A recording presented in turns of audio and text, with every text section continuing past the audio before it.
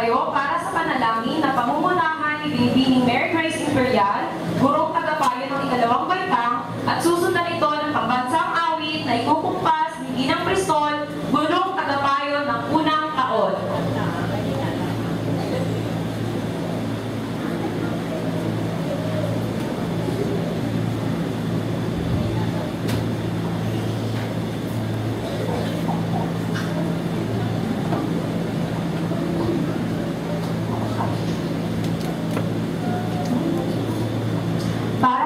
Hindi Katoliko, maaari po kayong manalangin sa paraan na inyong naisin, at para naman po sa mga Katoliko tayo manalangin sa ngalan ng Ama, ng Anak, ng Espiritu Santo. Amen.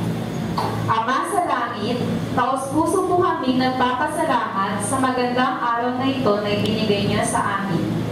Pagpalain niyo po ang lahat ng mga naririto na mga magulang, mga mag-aaral, mga kaburuan at iba pa. Ipagkaloob po ninyo ang inyong basbas sa programang ito na ipinagdiriwang namin ngayong buwan ng wika. Nawa po ay ikaw ang maging gabay namin upang mapagtagumpayan ang aming gagawing programa. Maging makulay, masaya at makahulugan po sana para sa lahat ng naririto ang lahat ng aming mga gagawin.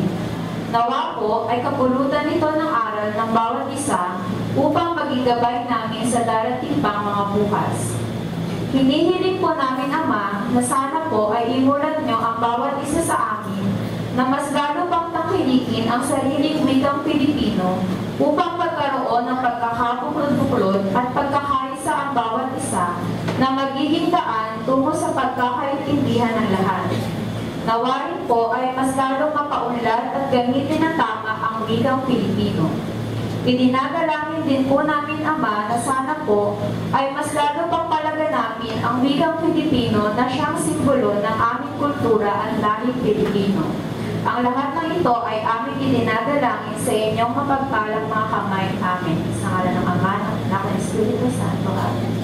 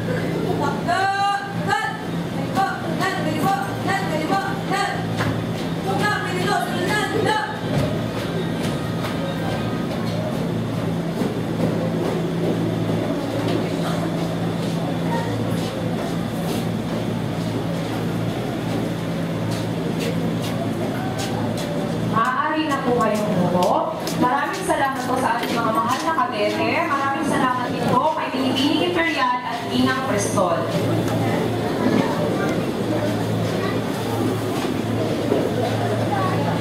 Ang buwan ng Agosto ay buwan ng pagdiriwang ng buwan ng wika na kung saan sasariwain muli natin ang pagkakaroon ng sariling wika, ang wikang Pilipino. Ito ay mahalaga upang higit na may pagkakaunawaan ang lahat at ito ang sandigan ng ating pagkakakilanlan. Ngayong taon, ang paksa natin ay Ang Pilipino ay wikang panlahat, ilaw at lakas sa tuwid na landas.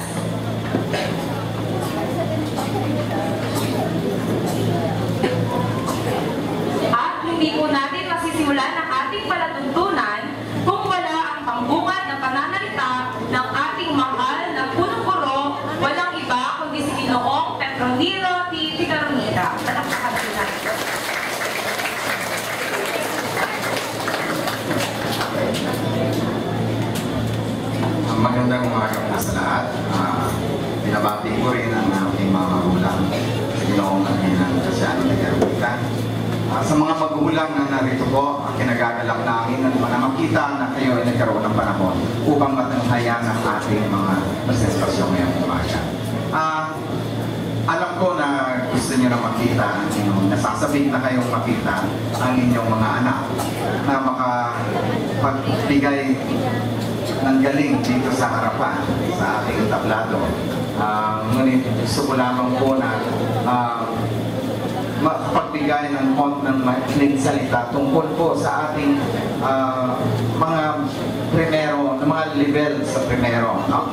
Ang ating primary level, ang mga baitang 1, 2, 3. Madalas ko nga sabihin tuwing makakaharap yung mga magulang na tingnan niyo po sila, yung galing nila. No? Huwag natin hanapin yung mali. No? Intindihin po natin na sila ay nasa primerong level pa lang ng kanilang pag-aaral. At ang sabi ko nga, salaminin natin ang ating sarili sa kanila. Ano po ba tayo nung ganyang edad? Tayo po ba'y nakakapagtanghal na rin sa entablado? Tayo po ba'y nakakapagsalita na rin sa harap ng maraming tao na hindi natin kakilala? Sabi nga namin, we find fulfillment o nagkakaroon kami ng fulfillment kapag nakikita namin ang aming mga anak o ang inyong mga anak na nagkakaroon ng lakas ng loob or ng confidence sa sarili nila, ng tiwala sa kanilang pagkatao, sa kanilang kakayahan, na humarap sa mga tao dito, lalong-lalo na sa harap ng entablado, na napakahirap gawin sa murang edad na meron sila. Kaya sabi ko, ako, I find success in that. I find na nakikita ko, nasisiyahan ako, natutuwa ako. Dahil kung ito ang aming pakay sa eskwelahan ito, na sila ay mapalaki ng pantay, paano ba sasabihin niya sa Tagalog? Ano po siya, both in academics and balance. Kasi po, at the end of the line, sa dulo rin po, ang ano dyan is, gaano ba ang kanilang tiwala sa sarili nila na maging responsableng mga leader sa ating pamayanan. Without the trust or without the confidence, so kung wala po yun, napakahirap mamuno. At ayun po, sa tingin namin, ang napakahalagang bahagi ng kanilang pag-aaral na kailangan maibigay namin sa mga kabataan ito, ang tiwala sa sarili. No? Ang confidence nila na kaya nilang gawin, kaya nilang harapin anumang problema, anumang trials na ibibigay sa kanila, sa kanilang paglaki. Kaya nga po natutuwa ako, lalo na etong nakaraang mga linggo, nagkaroon po tayo ng mga paligsahan dito tungkol sa pagsayaw, sa palantasan, sa pag-awit, na makikita mo, pati po ang mga preschool ay nakikita mo nang nagtatanghal dito sa ating tablado na hindi na nahihiya. Kaya nga, ang sabi ko, bigyan natin ng appreciation o appreciate natin kung ano man yung kanilang nagagawa. Marami silang kayang gawin na kailangan lang natin ilabas at i-encourage sa kanila na kaya nilang gawin. Ayun po ang aming ipamamahagi sa mga kabataan ito. Alam namin dadalhin nila yan sa kanilang paglaki. Sana po sa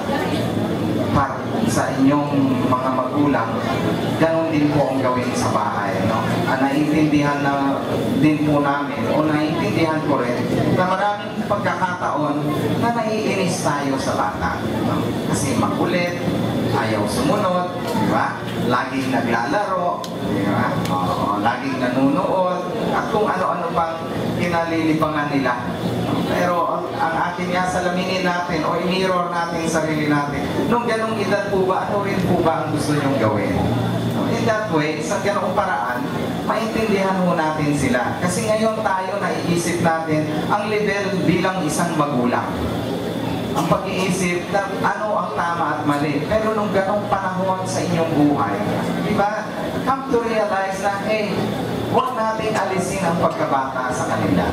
Minsan lang daraan sa pagkabata ang mga yan at ibigay natin ang kasiyahan na maaaring maidulog ng pagkabata. Ako po matanda na, ako madalas bumalik pa rin sa pagkakabata. Sabi ko nga kay Ginang Radana na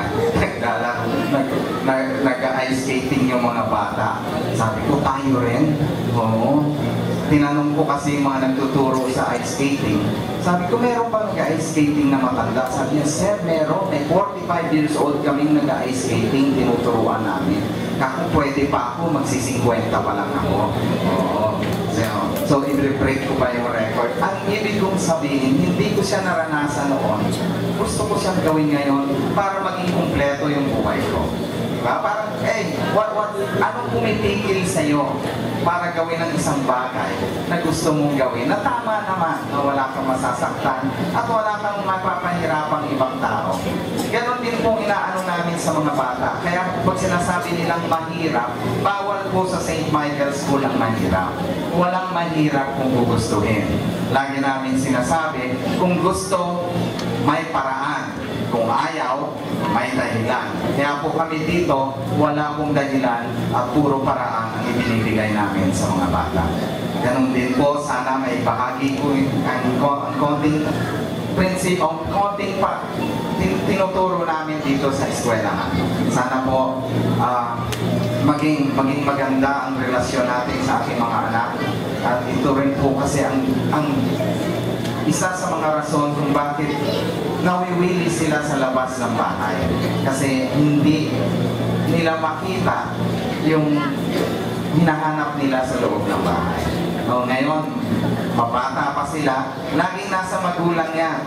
Pag lumaki na yan, dandahan na nagkakaroon ng kaibigan, humihiwalay na, hindi na nagsisimba kasama natin. So, ang ano dyan is, samantalahin natin yung panahon na kaya na sila ay malapit pa sa atin. Opo. Ayun lang po, salamat po. At sana ay masiyahan kayo sa pagtatanghal ng ating mga anak. Maraming salamat po, Pinoy Garita, sa inyong napakagandang mensahe.